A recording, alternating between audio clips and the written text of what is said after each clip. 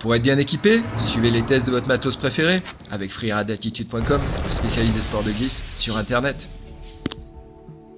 Pour la Freeride TV, nous sommes en direct du meeting Starboard en Espagne, meeting 2015. Et j'ai devant moi les nouvelles planches de race 12-6 de la gamme Starboard.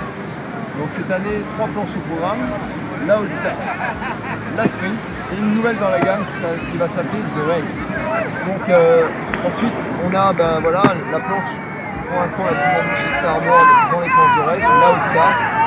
Alors la All-Star, comme ça à première vue, on a l'impression qu'elle ne change pas beaucoup et en fait elle a quand même bien changé. Les lignes ont vraiment évolué, on est sur une planche qui s'est vraiment élargie ici sur l'avant et qui s'est retendue ici sur les côtés. Au niveau de la répartition de volume, on s'aperçoit que le volume aussi est un petit peu plus rond sur l'avant, la planche a quand même évolué. L'arrière garde à peu près la même épaisseur que l'année dernière. Le pont est un petit peu moins évidé, ce qui du coup on a plus les évidements latéraux. On a un pont, quand on va avoir un petit peu d'eau, qui va s'auto-vider tout seul. Il n'est pas trop creusé, quand on a un peu d'eau, on va partir vers l'arrière et va partir. Là on est sur la 12-6-26, donc la 12-6-25 a un chef semblable, d'accord. La 28 reprend le chef de l'année dernière, et la 12-6-24 est plate de pont, n'a pas du tout les recesses sur les côtés. Voilà, donc c'est la 12-6-24, c'est la planche que vous voyez en ce moment, venant Baxter, Glenn Schutzer, utilisée sur les courses. Alors, on va commencer par ce 12-6-24. Moi, personnellement, je fais 70 kg. Je participe à la plupart des compétitions de race nationales. En 24, c'est quand même une planche qui est assez technique. Et pour ma part, je prendrais plutôt la 25 cette année, qui est une planche à mon avis plus accessible.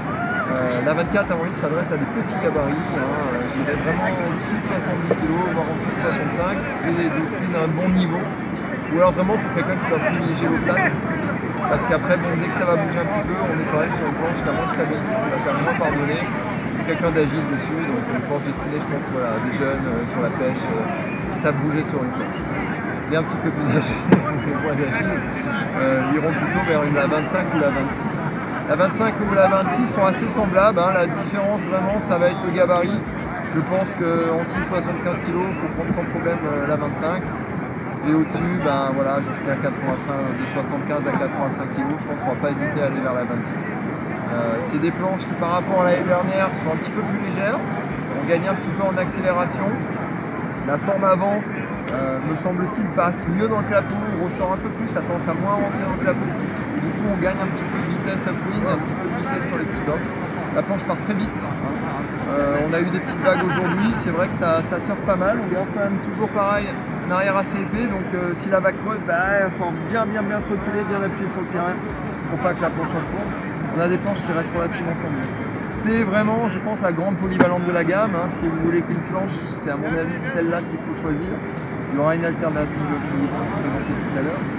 Mais bon, la All-Star, ça va être quand même la planche qui va le mieux s'en sortir dans des ponts d'eau agités, qui va le mieux s'en sortir sur du bumping, dans une navigation dans les vagues.